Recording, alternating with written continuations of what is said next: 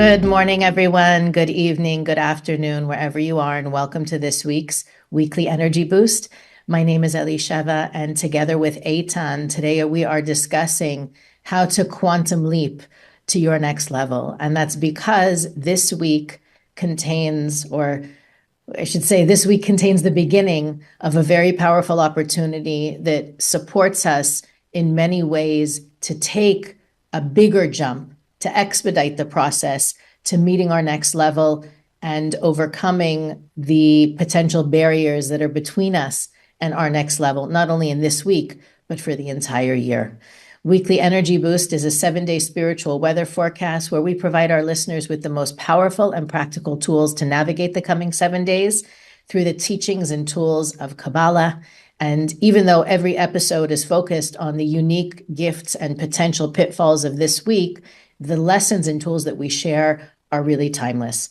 And this week is no different. We're about to enter a cosmic window this Wednesday night called Sukkot, which is both a personal and global window that opens up for us to increase our capacity to reveal light for the coming year. Again, on a personal level and a global level, and we want to talk about what that means for each of us individually in our work this week. That work is going to continue into next week as well, but next week's episode, we'll talk about what that means. So today we're really talking about the process, the internal process of growth and how it happens not only this week, but every week. Also specifically, what do we need to pay attention to this week so that we don't miss the window and the energy that Sukkot affords us personally and globally. Where should we start, Eitan? Good question. And the first question is, I would say, what does it mean next level? My next level? So does it mean there is a known next level for me? I just don't know how to tap it? The answer is yes. So Kabbalistically, in every area in our life, in relationship, in business, in self-confidence, in happiness and joy, and in spiritual transformation, there is the level that I acquired from past lifetime, through this lifetime, through the work, through the processes I went through, and there is my potential. My potential is known since creation. But there's a barrier between the level that I'm at, and that barrier represents itself as doubt, as fear, to the next level that is there somewhere. And once in a while, we're getting a glimpse of what's my next level, what is the courageous act I need to do. But there's a barrier. That barrier very simply makes it uncomfortable to say, okay, I have a gut feeling this is the right thing for me to do. That's my next level. That's the courageous action. And just do it. No, there is a barrier. And that barrier makes it uncomfortable, makes me feel not safe. And even though I know staying stuck in the same level in my relationship, it's actually not going to make me happy, but we're still scared. So that next level, we call it in Kabbalah surrounding light. Inner light is my present level, my potential. My next level is surrounding light. What happened when you already reach your next level? Then relative to that, there's another surrounding light. So first step to realize we all have next level within us.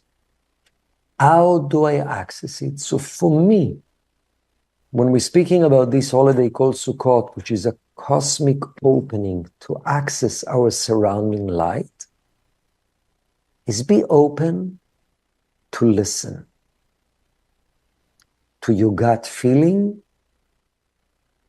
because the cosmic opening that's available this week is that the barriers that manifest itself as doubts, as fears, of self-judgment, as overthinking about what will be if, is less effective. So let's first step, and then we'll speak about many tools specifically, but first step, are you open for your next level? If yes, set daily time. Tell the universe, tell the light, I'm open to my next level. I'm open to manifest it through intuition, gut feeling, a message from a friend, an interesting story that you just read, a random book that you just open and you say, wow, it's exactly what I need to know. Step number one is being open. What would you say step number two is, Elisheva? Well, I think before we even get to step number two, what if I like my current level? Like I'm thinking, a lot of people who are listening now are on a spiritual journey, have made effort and are enjoying the benefits of that effort, might not want to rock the boat, might not want to, some people say you don't want to tempt fate. We want to leave good enough alone. Why would I even want to embrace my surrounding light and get uncomfortable and step into the next level of my potential? So I would challenge you and say, do you really like to stay where you are? We all have this deep gut feeling that tells us, everyone, if I'm not going to improve, I'm going to be stuck. I'm going to be stale. I'm going to lose appreciation. I'm going to lose my inspiration. One of the biggest gifts of spiritual connection, indication that I'm spiritually connected, is feeling inspired. If you are not permitting newness to your life, new challenges, which is practically means be willing to go beyond the comfort zone. Not everything has to be uncomfortable, but in the right places beyond the comfort zone, you're not going to open yourself for newness, which manifests itself as being inspired and excited. It's essential. I think in our gut, we know that.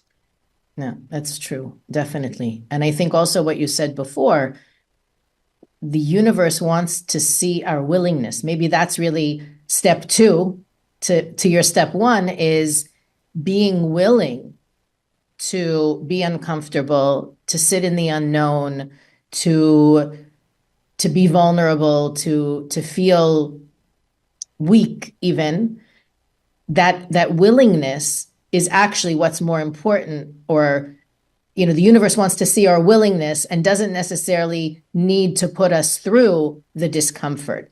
That desire to welcome or to embrace whatever is required for that next level is what's essential. Whether or not it actually needs to be as uncomfortable as you're afraid it might be, it rarely is as uncomfortable. And I think that that's part of the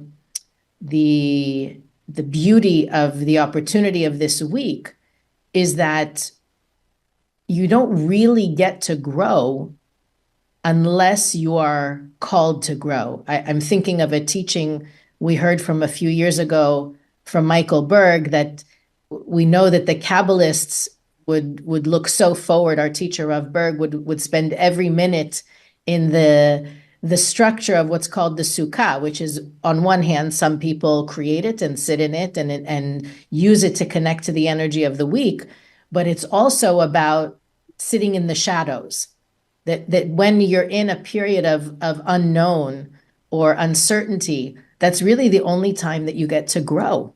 When things are in your control, or you have a handle on it, it's going according to plan, or at least most of the things in your life are where you want them to be, there isn't the opportunity to stretch it outside of that comfort zone, or to lean into the discomfort.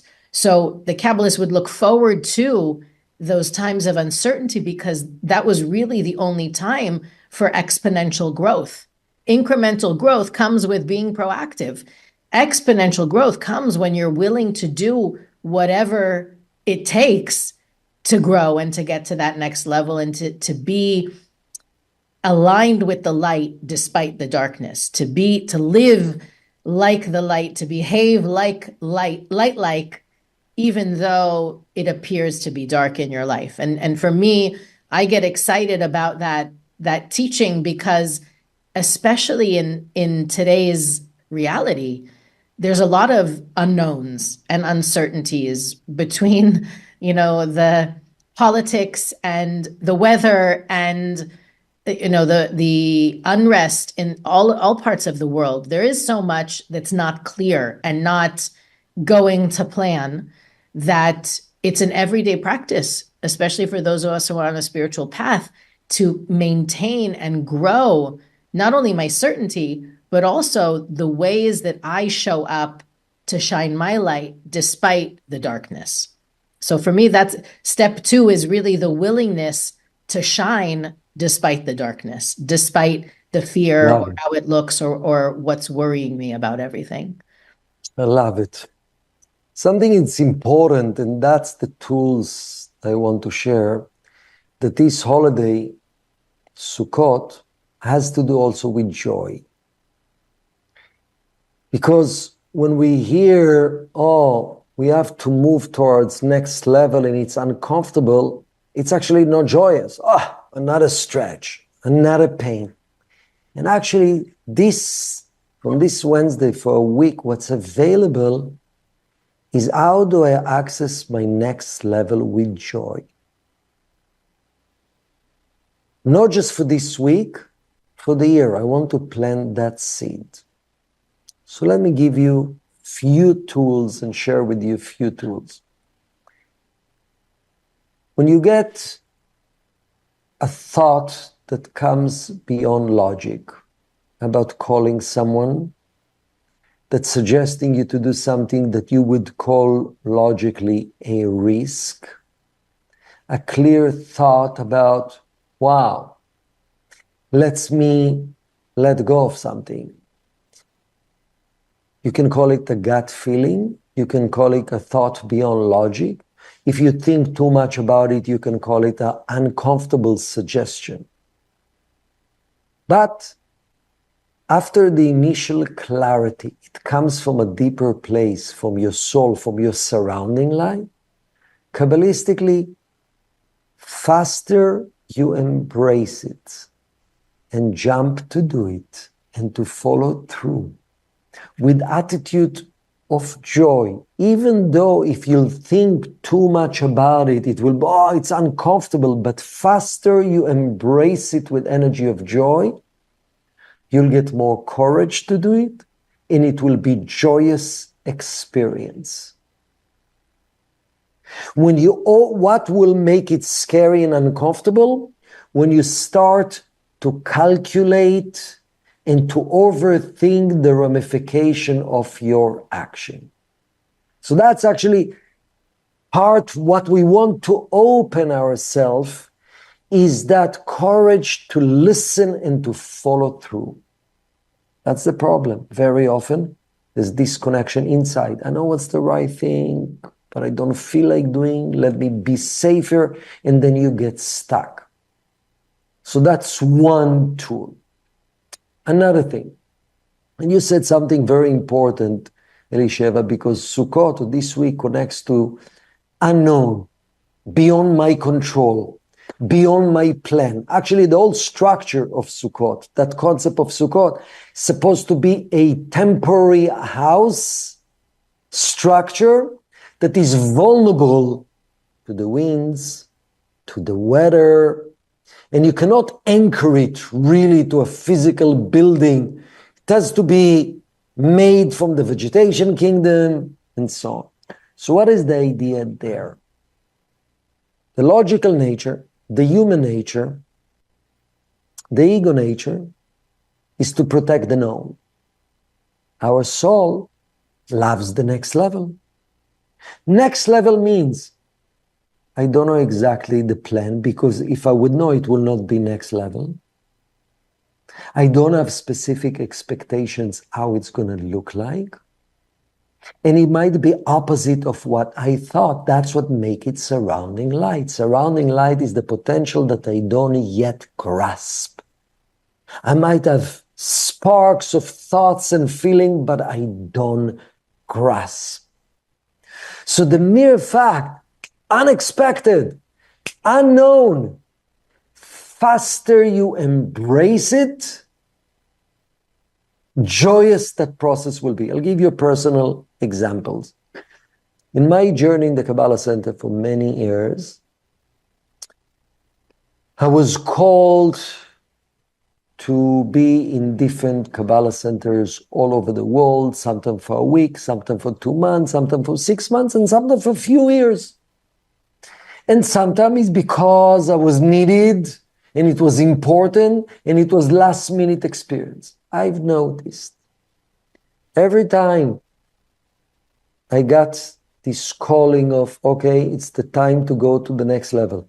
And I would overthink, will I like it? This particular city, Mexico City, will it be comfortable? What about the language? How my family will feel it? Then beginnings were tough. When I practice, at the moment I'm hearing where I'm going, I love it. Let's go for it. Embrace it. Jumping from, leading from trust and heart, and not leading from thoughts and calculation. The experience was so much more joyous. So actually this week we open ourselves that shift to the next level, not just for this week, for the year, will come from joy. By the way, that's what really joy is about. Joy comes from surrender and trust, not from counting, having the pleasure that I want. Real inner joy and real inner peace comes from surrender to what's beyond, trusting what's beyond, willingness to face the unknown from the heart. And that skills, actually the skills to have inner peace and joy, comes also connected to this week. I think you, without realizing it, you shared an example of something that we say on repeat in almost every episode, but perhaps one of the best examples we've ever given is when we say that our consciousness creates our reality, right? You, in that example of, let's say, going to Mexico City, you were going, right? That was the plan. There was a plane ticket, there was, in the physical reality, that's what was happening. But your consciousness about it determined how you experienced it. And this whole idea of willingness, embracing, welcoming, joyfully, with excitement, it literally changes the experience. We may need to be in a certain place. You may need to be at someone's party or at a business meeting, or all the physical details may not change, but our internal energy about what's happening determines the quality of how we experience that meeting, that party, that dinner. And it's almost like the universe wants us, and the Creator, knowing our fullest potential, gives us opportunity after opportunity to redirect. So for example, let's say in that moment that you realized, wow, I'm overthinking it, or wow, I'm getting stuck in the weeds, it's not what this is about. And the moment you flip the switch, you already shift into a better version of the movie. And I think it's important to emphasize that, because I know for the people that I've been speaking with over the last few weeks who consider themselves to be people who are focused on internal growth and spirituality and expansion and elevation, when they mess, I actually had someone come up to me this weekend and say, I was so upset today. Did I mess up? Did I ruin everything? All the effort that I've been making, or I got so angry today. Now I'm so worried. Did I ruin all of my work? And the answer is a very big no. The moment that we flip the switch, I like to visualize even like train tracks, the one train goes down the line and there it goes this way, and then another train comes and the train switch that way to take the next train in the next direction. We literally switch tracks. And, I invite everybody to try it, to use that support this week that we have to embrace the uncomfortable. It's our natural tendency to respond the way we've always responded. We have people say, oh, I'm an angry person. Oh, I'm just a judgmental person. Oh, I'm a control freak. That's their brand. And it's automatic pilot. It's reflexive for us. It's so uncomfortable. One of the most uncomfortable things is to interrupt an old pattern like that, something that's so ingrained and so unconscious, to interrupt it, to try a different response, a joyous response, an excited response, a curious response. I can't wait to see who's waiting there for me when I get there. I can't wait to find out what the universe has in store for me, why I'm being sent there, or why our meeting changed from this day to this day. I can't wait to find out what's behind it. That attitude shift literally changes the experience that you have when you get there. And to try that, not only this week, but as Eitan said before, we're establishing a new imprint, a new blueprint for ourselves for the year when it comes to our experience of joy, of inner peace, of transitions and transformation. Can we manage to rise above those old patterns and habits this week? Because if we can, we create a year of greater ease in shifting to different responses, to different experiences, to embracing the unexpected with joy and with excitement. And so I really hope that for all of us, we can use that as a motivation to take the work this week seriously, of being open-minded, embracing what's new and difficult and uncomfortable, not only for the sake of seeing what's going to happen this week, but for creating that blueprint of greater ease through these kind of processes throughout the year. Definitely. Some people might ask, some of our listeners might ask, what about if I followed through with I thought it's my intuition, and at least in a practical world, it failed. It didn't bring the fruits that I hoped. It didn't take me to the next level. What about that? So very interesting. Rav Ashlag, the founder of the center 100 years ago, saying, sometimes you don't know what decision to make. What is the best way to make decision when you face an unknown? You're willing to take an action to go right, to go, but you have no clue. So he's saying that, number one, like we said before, being open and being honest. Talk to the light, talk to the universe, talk to the creator.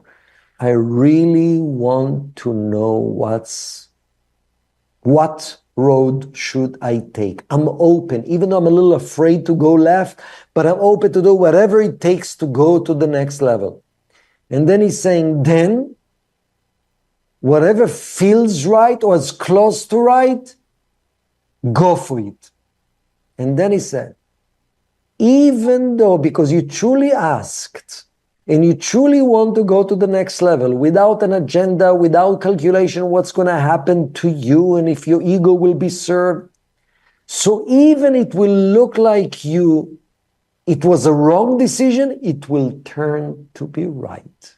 You will grow from them.